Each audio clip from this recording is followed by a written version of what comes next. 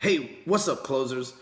Today I want to share with you, I'm going to get a little personal with you. This might be a little bit longer of a video than normal, but I'm going to share some deep personal experiences with you and a method of how I've overcome those experiences. And I want to share that with you because I know as we go into the new year, many of you had a great 2016 and life was awesome and everything was like this was the best year of your life. That's the case for me. But many of you also had a really rough year and you're facing even rougher beginning in 2017. And I want to help you with something that I call the CATAPULT method. But before we get into that, before I teach you what the CATAPULT method is all about, let me share some personal stories that I've had to cope with and how I came up with this formula and why it's so powerful, because I think you'll discredit it if I don't give you the background behind it. So bear with me. If you've already heard these stories, then cool. I'm always good at telling them again. But just bear with me as I tell you these stories and extract these experiences so I can share really the core value of the CATAPULT method. So the first thing, when I was 7 years old, I was adopted. Now, it wasn't like I was living in an orphanage or anything like that. My mother and my father, they split up. I believe my father owed some back child support. They got into it. Some shit happens. Next thing you know, my stepdad is stepping up and changing my last name. And I had to go to school in the third grade, I think it was, and explain to everybody why one year, the previous year in second grade, I was Ryan Russell McCord, and now I'm Ryan Keith Stewman. And that's difficult for a third grader to comprehend personally anyway, and then even more difficult for me to relay that message secondhand to the other kids. It was fucked up. I mean, for lack of a better phrase, it was fucked up. And I had to find a way to get through that, man. It was a weird time, right? Always explaining things, getting looked at different, his dad left him or whatever the case. It was weird for me, okay? And so I had to get over that. Fast forward again, carrying the stigma that most kids that have gone through some shit at school or whatever carry. I didn't like school. I left school after the 8th grade, meaning I went to the 9th grade. I didn't graduate the 9th grade. So last year I completed was the 8th grade, and got my GED and started working. And as I started working, I got fired from my job. I cut my shoulder and they took me to the emergency room, and I failed a piss test for marijuana. And lost my fucking job, and didn't know what to do. And I like marijuana, so I didn't want to sell it because I don't want to end up like Smokey from Friday. And so I started selling drugs. I started selling cocaine, which is a drug that I didn't use, and end up getting in some trouble and going to jail behind it, and ultimately going to prison behind selling drugs. And again, I hit a rock bottom in my life. I thought this was in 2000. I was released in 2001, shortly after the 9/11 incident. Actually, I remember being in prison and watching that happen on TV, and I thought we were watching some kind of movie. It was crazy. And so shortly after was released, got out there, clean living, everything else, got my life together, started making serious money for the first time ever in my entire life. I went from being a felon in prison to being a mortgage guy that was also flipping real estate, and I was making hundreds of thousands of dollars by 2005. And that's when the police came knocking. They thought I was selling drugs, but in reality I had nothing to do with drugs. And so since they thought I was selling drugs, they raided my house. I say they knocked, they didn't knock, they kicked the door in. They raided my house, seized all sorts of different shit from my house, couldn't find any drug evidence because that wasn't what I was doing. And they charged me with felon in possession of a firearm. I would exhaust all my finances fighting this case, ultimately win it, only to be turned over to the feds to be sentenced to another 15 months in prison. Now you talk about going to a peak, a meteoric rise of going from prison to all of a sudden making hundreds of thousands of dollars in a year, to all of a sudden getting raided by the cops for no reason, no fault of my own other than the fact that I had a past. So it is my fault. I'm taking responsibility for it here. But knowing that, and then having the rug swept out from under you completely was a rock bottom. And before I went into prison, I got married to my girlfriend, who I'd been with for a couple years, so she could control my assets and everything while I was locked up and pay my bills and stuff like that for me. I left her with some money. She ended up taking all that money, blowing it on a shopping spree at Nordstrom with the gardener, and I ended up getting married to the guy that mowed our lawn and stuff. And that was a rock bottom. I came out of prison. I went in rich, falsely accused, taken advantage of, and rich. Now, I'm taking responsibility. I was at the wrong place, the wrong time. I shouldn't have done this shit originally. But going through and hitting a rock bottom, having that why the fuck does this shit keep happening to me, man? What the fuck did I do? Right? Did I like fuck up in another life and not know about it? How does this shit keep happening to me? And so I have to get out of prison and I have nothing. I'm at complete rock bottom. And I have no money, no girlfriend, no place to live, no anything. And as a matter of fact, the truck that I had put to the side, I had a truck like 2003 Dodge, and it was 2008 when I got out of prison. So I had this old Dodge truck. And it had been sitting in the same spot for so long that all 4 tires got dry rot, and I couldn't even afford, I had to sell the truck because I couldn't even afford to replace the tires, man. Rock bottom. And just, 17 months shorter than that, I was at an all-time high. And so I tell you these stories because after 2008, I got out, I built up a mortgage business again, and started doing well, and the rug got swept out for me again.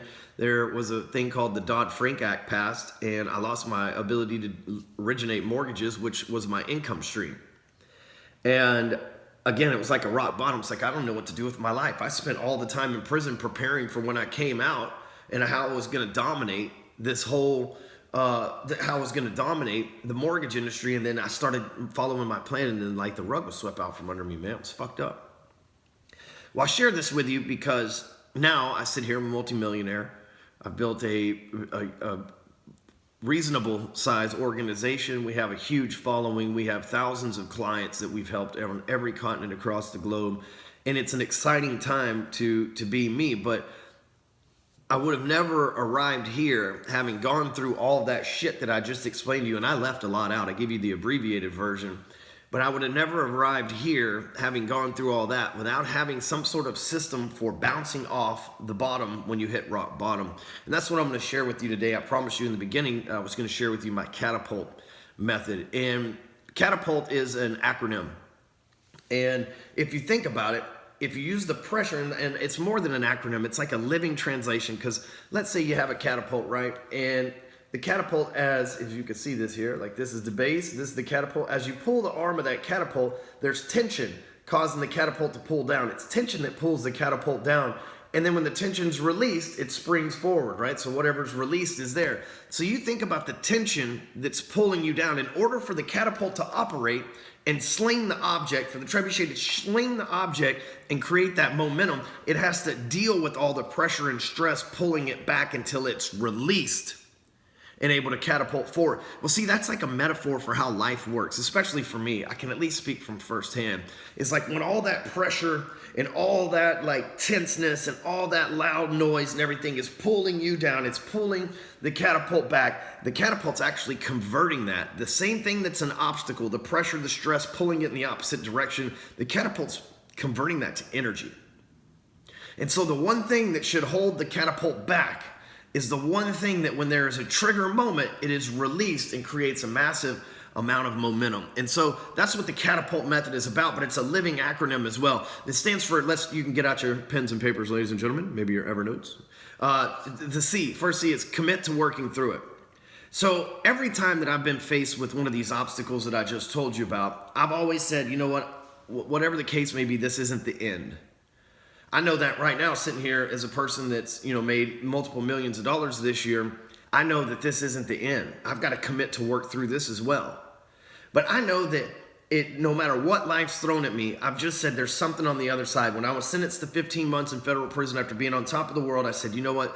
There's 15 months from now, I'll be free. I've committed to working through it. I didn't say this is the end of my life. I'm going to hang myself. Whatever the sentence was, I had committed to working through it. Once you commit to working through something, you've convinced yourself mentally that you'll be able to make it through it, and you've committed to make it through it. You'll be able to follow because your focus is there. But most people, they let it devastate them, and they don't even think about or even let alone commit to working through whatever that obstacle or problem in their life is. So the first decision that you need to make is the commitment to work through it. Then you got so you got C, commit to working through it. Then A, admit responsibility.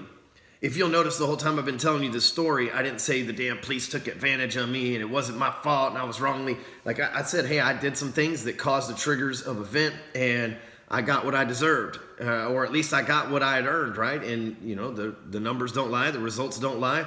I ended up serving time and everything else, and I take responsibility for that. I should have never sold drugs when I was a teenager, or should have never got caught. You know what I'm saying? Anyway, I admit responsibility. It's my responsibility, because as soon as I stop blaming it on somebody else, as soon as I start pointing the finger elsewhere, as soon as I start pointing the finger at me and saying, what can I do to learn from this experience? What can I do to own this shit and learn from this experience and use it like a catapult? The one thing that should hold me back, convert it into energy, and that's admit responsibility. The next thing is T, tell yourself that it's temporary. Just like I said in the beginning, committing to work it through it. Most people, they think that it's the end of the line. With that prison sentence is the end of the line for them. That divorce is the end of the line for them. That moment when they quit school, or they didn't make it through college, or they got fired from that job, that was the end of the line for them. You have to tell yourself that all that's temporary. Everything's temporary.